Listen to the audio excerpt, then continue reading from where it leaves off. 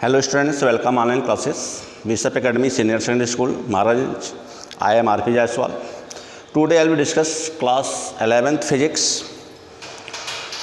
Our first chapter in the physics is the physical words. तो physical words में हम लोग क्या स्टडी करेंगे? फिजिकल वर्ड्स में हमारा कंटेंट्स जो है वो है कि what is the science, what is the physics, what is the role of the physics and what is the scope of the physics. यानी इस लेसन में हम स्कोप ऑफ फिजिक्स की बात करेंगे, रोल ऑफ फिजिक्स की बात करेंगे कि what is the role of the physics in the society, what is the role of the physics in our society and what is the scope, और physics के क्या क्या स्कोप हैं।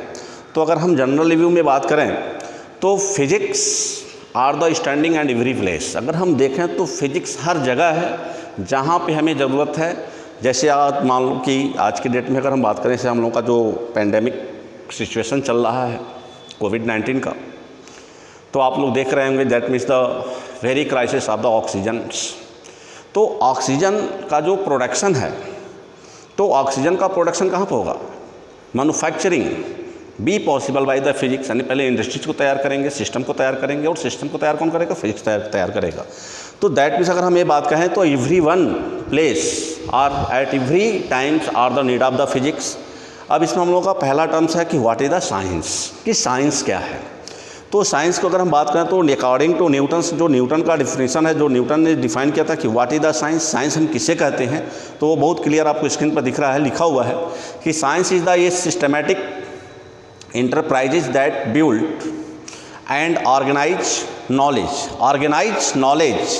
in the form of a testable explanation and prediction about the universe.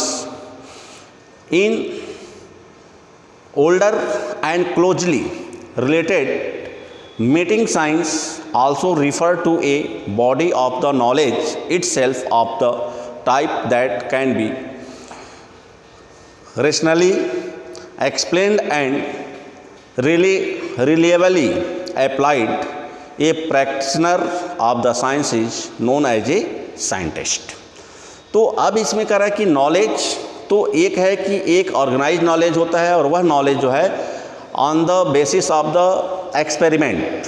तो जो experiment के base पे जो हमारा ऑर्गेनाइज नॉलेज होता है उसे हम लोग क्या कहते हैं? साइंस कहते हैं। तो अब इसके बाद आता है कि scientific attitude and the scientific method. अब इसमें होता है कि साइंटिफिक एटीट्यूड और साइंटिफिक मेथड क्या है। तो साइंटिफिक एटीट्यूड एंड मेथड में अगर हम बात करें तो इसमें देखिए कुछ चेंज यहाँ पर दिखाया गया है। स्टेट ऑफ द प्रॉब्लम, किस प्रॉब्लम जो है किस स्टेट का है। गैदर इन्फॉर्मेशन, उसके लिए क्या होना चाहिए? गैदर इन्फॉर्मेशन हम कैसे करेंगे? मॉडिफाई हाइपोथेसिस में टर्म आ जाएगा, form a hypothesis, test of the hypothesis, analyse data होगा, ड्रा कंडक्शन होगा, और ड्रा कंडक्शन के दो पार्ट होंगे, hypothesis not supported and hypothesis supported.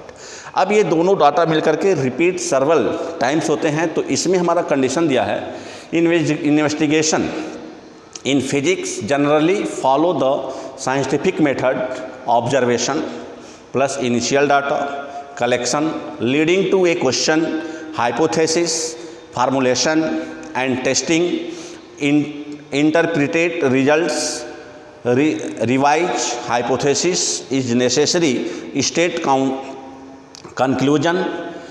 उसके अलावा जो दूसरा हमारा फैक्टर्स है उसमें आ रहा है कि some hypothesis can be tested by the making observation, others can be treated by the building a model and the relating to its real life situation।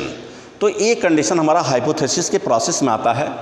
अब यहाँ से हमारा टर्म स्टार्ट होता है कि what is the physics, physics क्या है।